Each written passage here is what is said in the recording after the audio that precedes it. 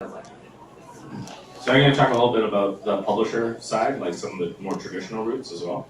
So I've been lucky that over the last couple of years, I've made a lot of connections with different publishers. And so there's a couple things. One is networking. It's just like any other industry, right? Like you gotta meet the decision makers, build relationships, get games in front of people. You can mail. Like if you make a game, you can just mail it off to a publisher. But I'll tell you, what I've heard firsthand from publishers, they'll eventually test it, but there's a big pile. Now, what will happen is if Sen or myself send something to a publisher now, they'll say, well, when we receive that, that goes to the top of the pile. And it's not that our game is actually any better, it's because they know us. So just like if you were running it, you're going to probably check out the person who already has a game out there or that you know them. So my suggestion is get to know some of them. I mean, with social media, with conventions, it is possible to get to know publishers. And another thing I'd mention is don't necessarily, it would be awesome if you can land some huge publisher that has distribution all over the world, but I got this advice actually from Eric Lang. Has anyone heard of Eric Lang? He's a game designer. He's made like Chaos in the Old World, Warriors, a bunch of games. Anyways, his advice was, it's nice to get a major publisher and be in with them, but you're the small fish in their big catalog. But if you can get in with a small or medium publisher that's on the rise, then you're their big title that they're motivated to promote, they're motivated to succeed with you. So you don't necessarily have to be with some big fancy publisher. Get to know some of the smaller publishers that are motivated, that have had like a game that you already love, and see, hey, I think this game fits your catalog. Or I see you're missing something like this kind of game that could fill out your catalog even better. That is kind of the same style or it's got the same audience.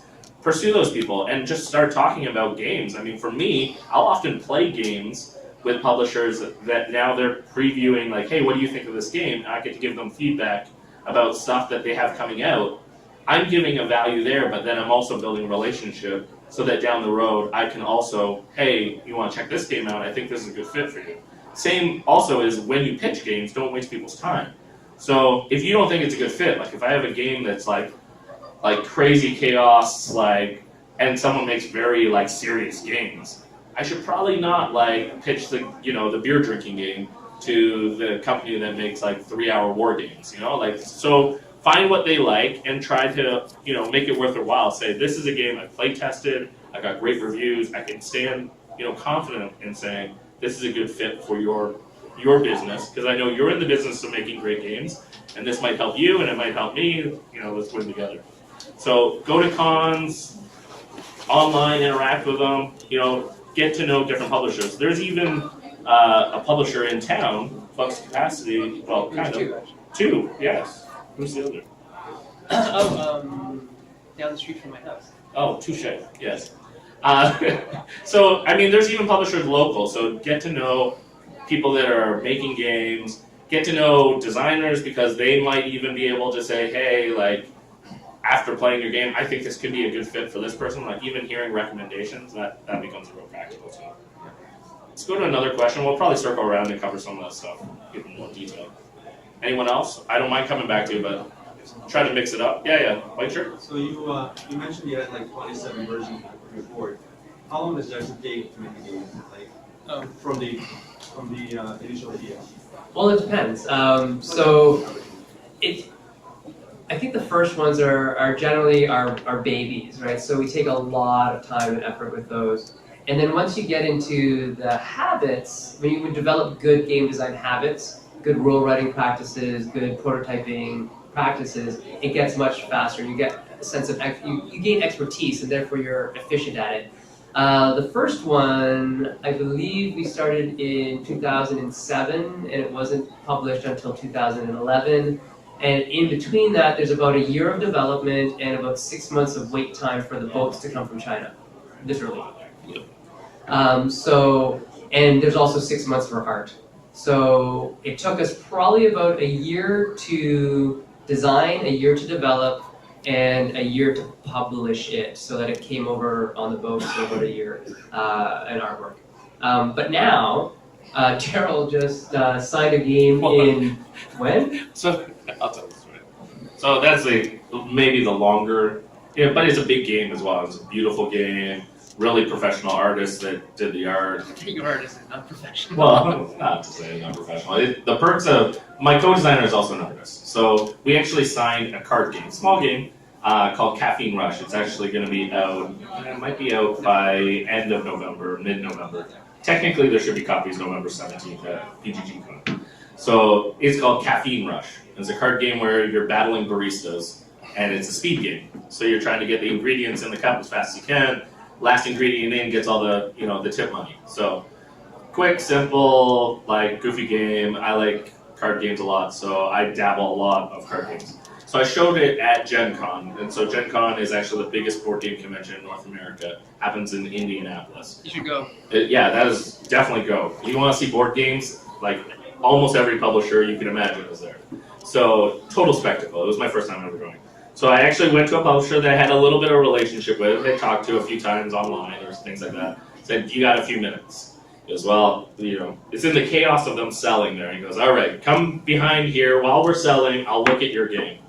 Like that's how chaotic it was. This is Frank, right? This is Frank. Really funny dude, actually. So I put it out. I have like this much table space. Try to show the game. He goes, "Yeah, that's funny. Yeah. I'll give you a couple more minutes." So he gets his brother over. That's a business partner. We play again. He goes, "Oh yeah. I like this a lot. Yeah, let's sign it."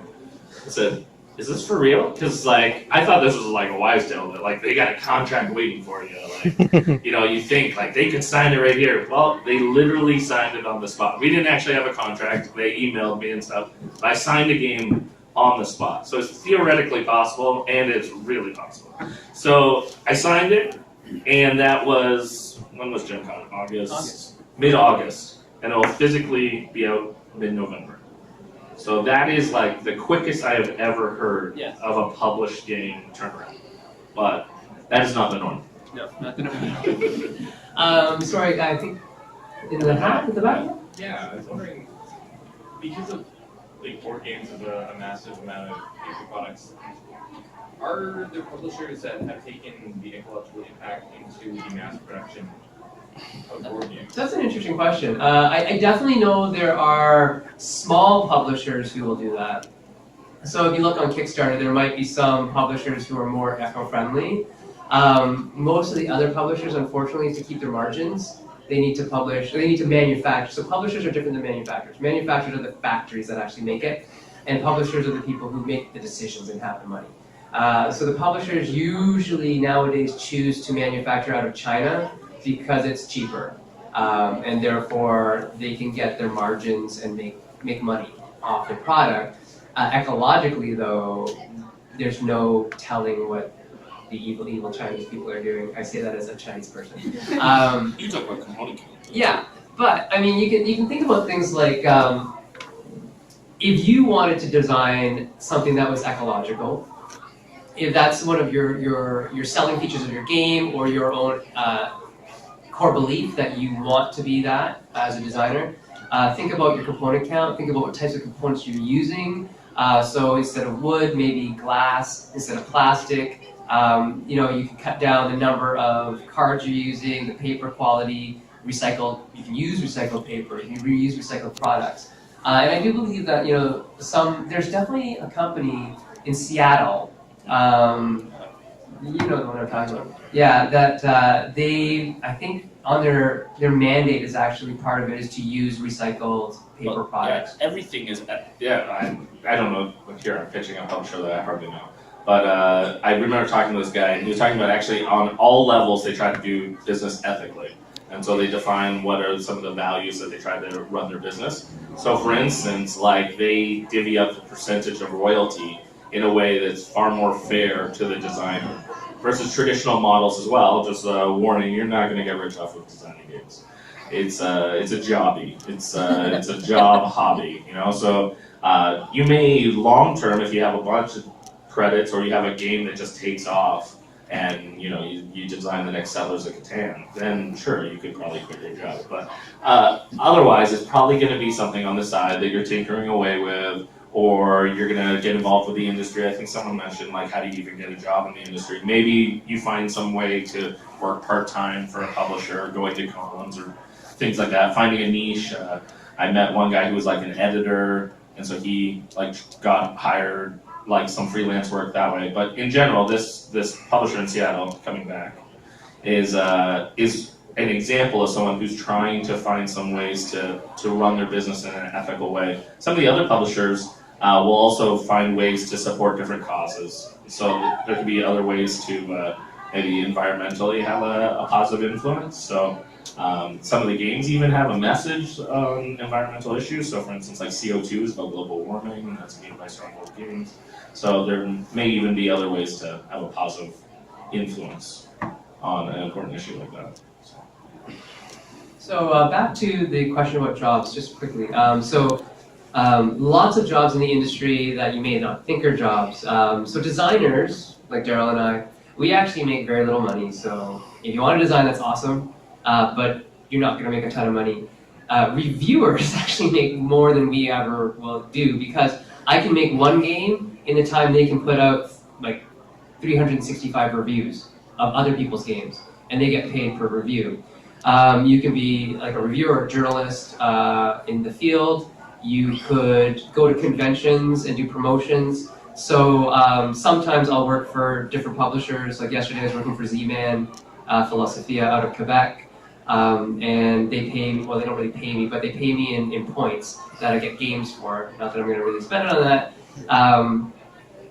Out of their catalog for demoing games for them. So you can do that. And that's a really good way to get into the industry and get some goodwill and build some faith with a company, because then you could say, hey, I've demoed for you, at this convention, this convention, this convention. I've also designed a game. Would you care to take a look at it? They say, yeah, sure. Because they know you, they trust you, right? Other jobs there's lots of jobs in art, playtesting, not as much. Playtesting and development, if there is a company that has a development team and you're a good playtester, that would be one way to do it. Promotions is usually where most people get into it, so promotion and con-related event team type things. So you have another question? Yeah? Yeah, about game art. When it comes to the art stage, is finding artists sort of the publisher's responsibility, and